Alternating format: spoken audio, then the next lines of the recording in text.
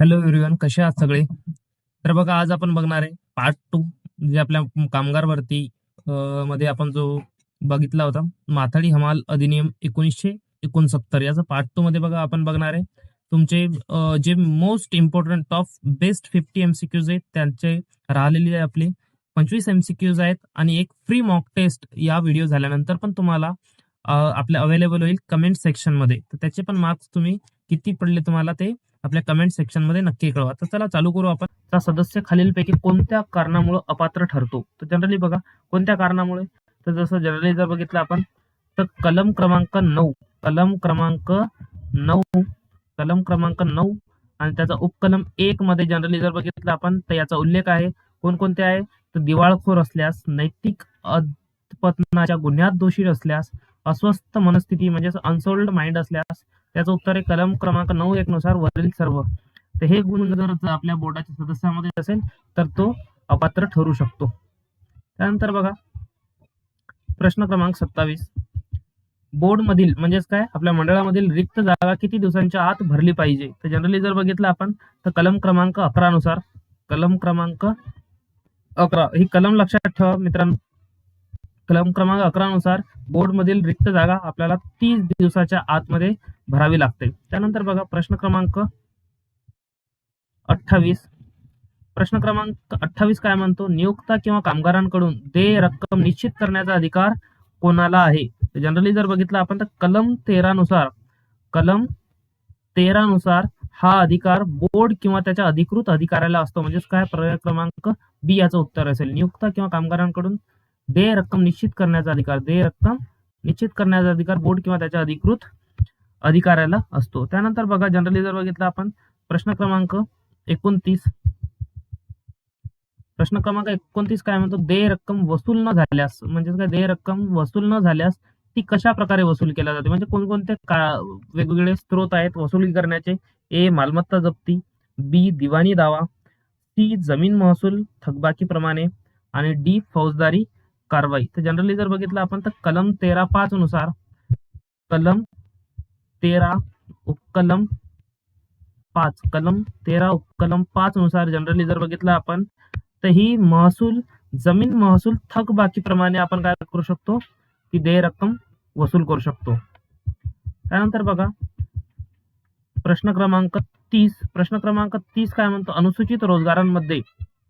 अनुसूचित रोजगारांमध्ये खालीलपैकी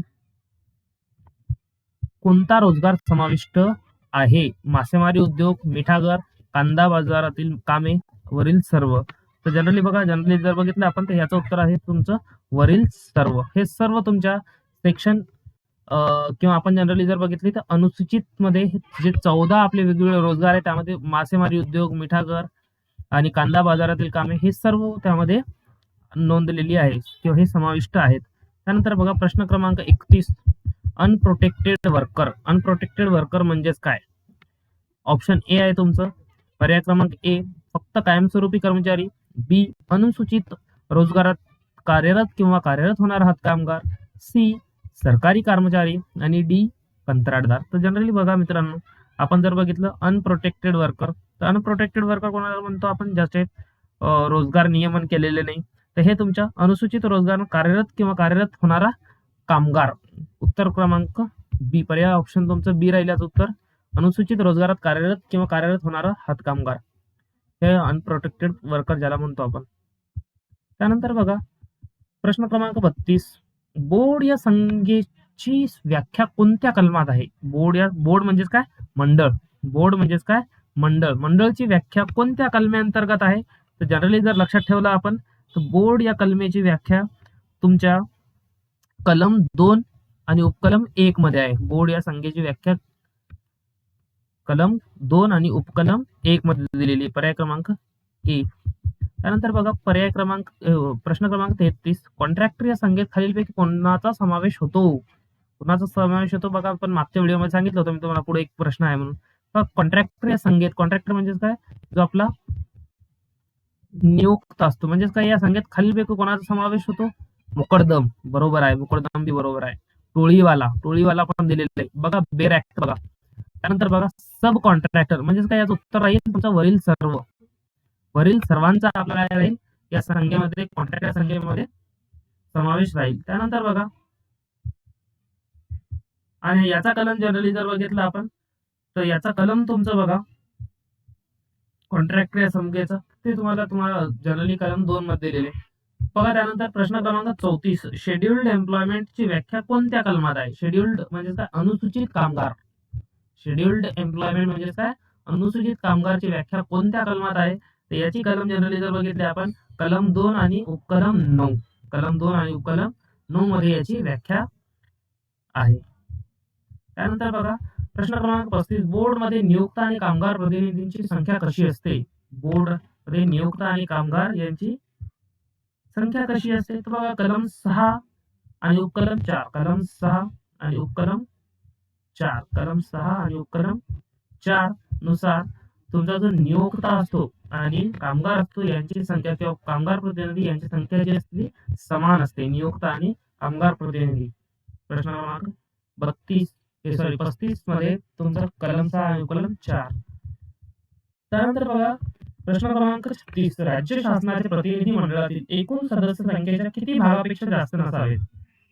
राज्य शासनाचे प्रतिनिधी मंडळातील एकूण सदस्य संख्येच्या किती भागापेक्षा जास्त नसावेत? प्रश्न क्रमांक 36, यामध्ये बघा, जनरली जर बघितलं आपण, तुम्हाला कलम 6 दिलेली आहे. कलम 6 त्याचे उपकलम आहे तुम्हाला 4. कलम 6 आणि उपकलम 4 या कलम 6 आणि उपकलम 4 नुसार बघा, जनरली जर बघितलं आपण, तर त्याची किती जास्त नसावे? 1/3. 1/3 म्हणजे काय? 33% जास्त नसावे. 1/3. कलम 6 आणि उपकलम 4. त्यानंतर बघा, मंडळाच्या प्रश्न क्रमांक 37, मंडळाच्या अध्यक्षाची नियुक्ती कोण करते? जो मंडळ स्थापन झाला आहे आपला, कलम कोणता? कलम 6 नुसार मंडळ स्थापन झाला. कोणत्या? कलम 6 नुसार. लक्षात ठेवा, कलम 6 नुसार मंडळ स्थापन केलं आपण, आणि मंडळाच्या अध्यक्षाची नियुक्ती कोण करते? आहे की नाही? म्हणजे पहिलं तुमचं मंडळ करेल का? दुसरं सल्लागार समिती करते का? 3 लेबर कोर्ट करते का? आणि डी स्टेट गव्हर्नमेंट करते का? जनरली जर बघितले आपण, तर याची जी नियुक्ती आहे मंडळाच्या अध्यक्षाची, ही स्टेट गव्हर्नमेंट म्हणजे काय? आपले राज्य शासन करत असते. मंडळाची लक्षात ठेवा, मंडळ कोणत्या कलमांतर्गत फॉर्म होतो? कलम 6. आहे की नाही? आणि त्याची अध्यक्षाची नियुक्ती कोण करत असते? स्टेट गव्हर्नमेंट म्हणजे काय? आपलं राज्य सरकार.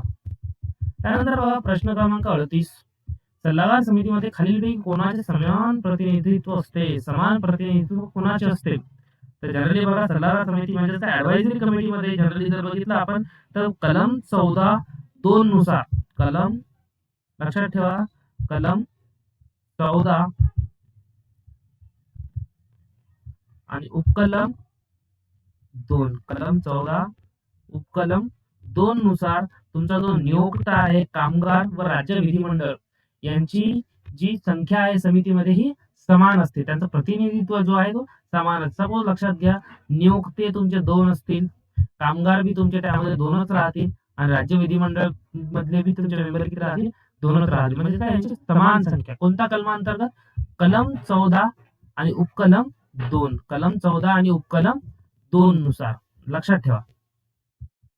त्यानंतर बघा, सल्लागार समितीमधील राज्य शासनाचे प्रतिनिधी एकूण सदस्य संख्येच्या किती भागापेक्षा जास्त नसावेत? सल्लागार समितीमध्ये ऍडवायझरी कमिटी मधील राज्य शासनाचे प्रतिनिधी एकूण सदस्य संख्येच्या किती भागापेक्षा जास्त नसावेत? तर जनरली जर बघितलं आपण, तर कलम 14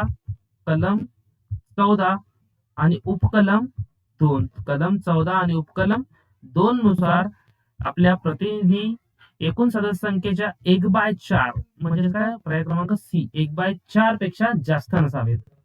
त्यानंतर लक्षात ठेवा, प्रश्न क्रमांक 40, खालील पैकी कोणता रोजगार अनुसूचीमध्ये समाविष्ट नाही? कोणता आपल्या अनुसूचीमध्ये समाविष्ट नाही? जे आपल्या अनुसूचीमध्ये 14 रोजगार दिले. लक्षात ठेवा, याच्या अनुसूचीमध्ये म्हणजे आपल्या माथाडी आणि हमालमध्ये तुमचे 14 वेगवेगळ्या प्रकारचे रोजगार दिलेले. लक्षात ठेवा, अनुसूचीमध्ये समाविष्ट किती रोजगार आहेत? 14.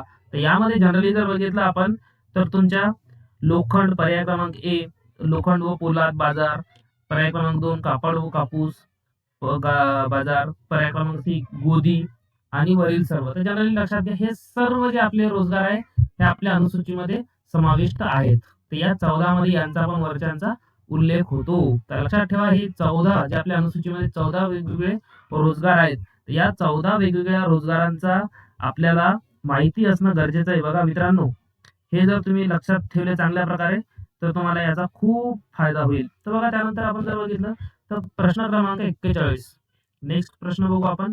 पर्याय क्रमांक 41. या अधिनियमाखालील सर्वसाधारण गुन्ह्यासाठी जनरल पेनल्टी कमाल दंड किती आहे? जास्तीत जास्त, कमाल म्हणजे काय, जास्त.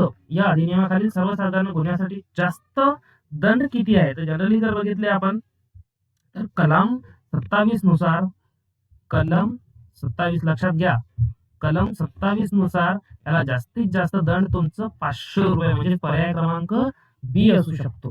किती? जास्तीत जास्त 500 रुपये दंड असेल. त्यानंतर बघा, आता ही पण तुमची, जसं आपण पार्ट 1 मध्ये जसे प्रश्न घेतले आणि त्यानंतर तुम्हाला एक मॉक टेस्ट दिली, तुम्ही ती चांगल्यारीत्या सोडवली अशी मी आशा करतो आणि त्याचे तुम्ही मार्क्स पण त्या व्हिडिओच्या कमेंटमध्ये सांगितले असाल असे गृहीत धरतो. बघा, हे पण सेशन झाल्यानंतर तुमच्यासाठी मी एक कमेंट सेक्शन मध्ये आपली एक लिंक कमेंट केलेली आहे. त्या लिंकवर क्लिक केल्यानंतर ती वेब ब्राउझरमध्ये तुमची टेस्ट ओपन होते आणि ती टेस्ट तुम्ही चांगल्यारीत्या सॉल्व्ह करा आणि त्याचे जितके पण मार्क्स आले, बघा 20 मार्क्सची टेस्ट असेल ती, जितके पण मार्क्स आले तुमचे, ते टेस्टचे मार्क्स तुमच्या आपल्या कमेंट सेक्शन मध्ये सांगा. आणि अजून जर काही इम्प्रूव्हमेंट पाहिजे असेल, म्हणजे तुम्हाला काही नोट्स पाहिजे असतील, क्वेश्चन्स पाहिजे असतील, तर मला कमेंट मध्ये सांगा, मी तुम्हाला नक्की मदत करेल. त्यानंतर बघा, प्रश्न क्रमांक 42. कलम 27 नुसार उल्लंघन सुरू असल्यास प्रतिदिन अतिरिक्त दंड किती असू शकतो? प्रतिदिन अतिरिक्त दंड किती असू शकतो? तर प्रत्येक दिवसाप्रमाणे 100 रुपये. म्हणजेच काय? पर्याय क्रमांक सी, कलम 27. लक्षात ठेवा, उल्लंघन,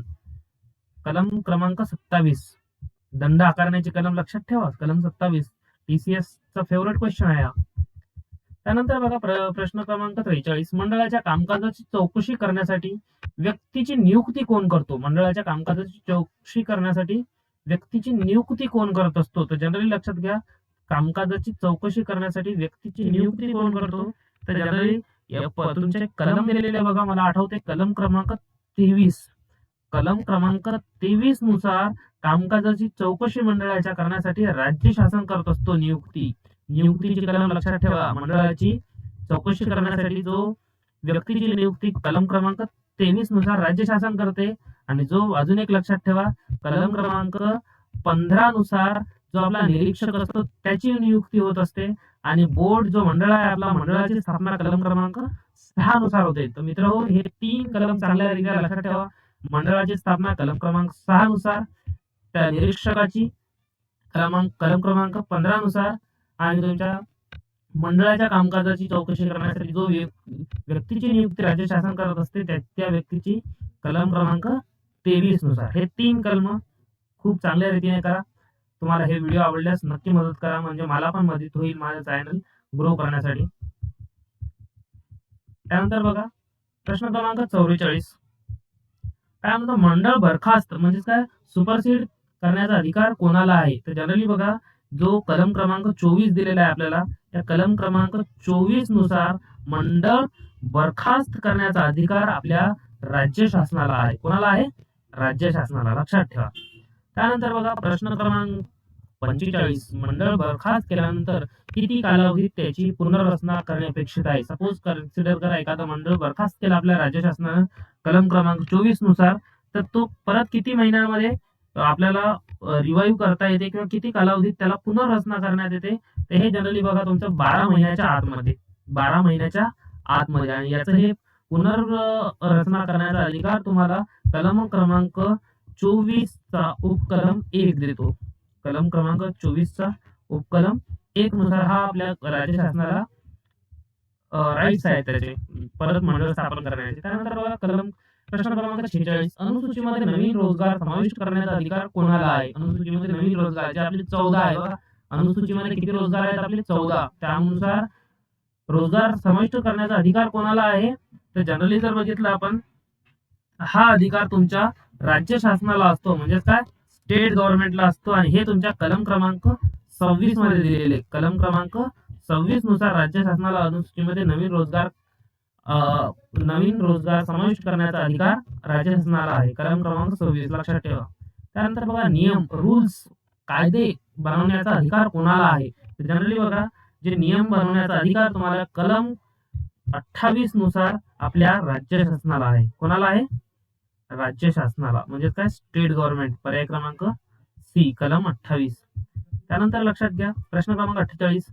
या अधिनियमाखाली सद्भावनेने गुड फेथ केलेल्या कृतींसाठी संरक्षण कोणाला मिळते? जनरली बघा, या अधिनियमाखाली कलम 1969 माथाडी हमाल अधिनियमांतर्गत जे चांगले सद्भावनेनं काम केलेले, सपोज एखाद्या जागी आपल्या अनप्रोटेक्टेड वर्कर्सचं शोषण होत असेल, बाल कामगारांचा जास्त वापर होत असेल, तर त्यांचे जे माहिती आपल्या लेबर कोर्टला जो पुरवत असतो, तर त्याला संरक्षण कोणाला मिळते? तर जनरली बघा, जनरली जर बघितलं आपण, हा प्रश्न क्रमांक 48 आपलं उत्तर राहील तुमचं निरीक्षक मंडळ, राज्य शासन या सर्वांना संरक्षण मिळते या वरील कृतीसाठी.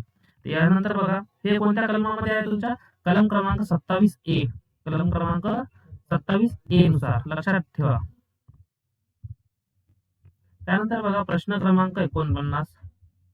खालीलपैकी कोणता रोजगार अनुसूचीमध्ये समाविष्ट आहे? तर बघा, जनरली जर बघितलं आपण, हे तुमचा मासेमारी उद्योग बघा, मासेमारी उद्योग, मिठागर, कांदा वर्गीकरण व भरणी कामे, तर हे जनरली तुमच्या अनुसूची क्रमांक 11, 12 व 14 मध्ये हे रोजगार नमूद आहेत. 11, 12 आणि हे तुमच्या मासेमारी उद्योग 11, त्यानंतर हा 12 मध्ये आहे आणि हा तुमच्या 14 मध्ये आहे. म्हणजे त्यात उत्तर काय राहील? तुमच्या हे सर्व तुमच्या अनुसूचीमध्ये समाविष्ट आहेत, वरील सर्व.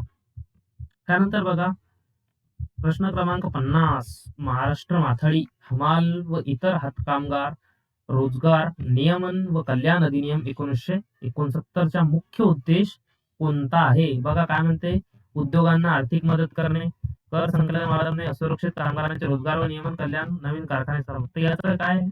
पर्याय क्रमांक सी याचं उत्तर असेल, असुरक्षित कामगारांचे रोजगार नियमन करणे. तर बघा जनरली मित्रांनो, हे सर्व प्रश्न आपण जे बघितलेले आहे, हे TCS जे आपले वारंवार प्रश्न विचारले, आरोग्य सुरक्षा, पूर्ण रोजगार, रोजगार नियमन, ते जनरली लक्षात ठेवा. आणि अजून तुम्हाला जर काही पुढचा कोणत्या लॉवर, कोणत्या अधिनियमावर तुम्हाला व्हिडिओ पाहिजे, ते कमेंट सेक्शन मध्ये नक्की कळवा. थँक्यू.